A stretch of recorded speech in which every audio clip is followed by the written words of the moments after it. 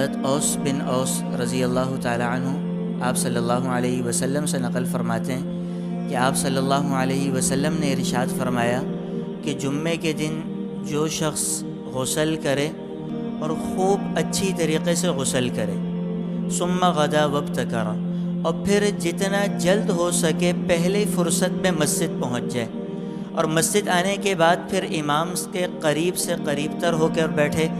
अगर जगह पहली सफ़ में खाली हो तो उस सफ़ को मुकम्मल करे, पीछे किसी सफ़ में ना बैठे। और फिर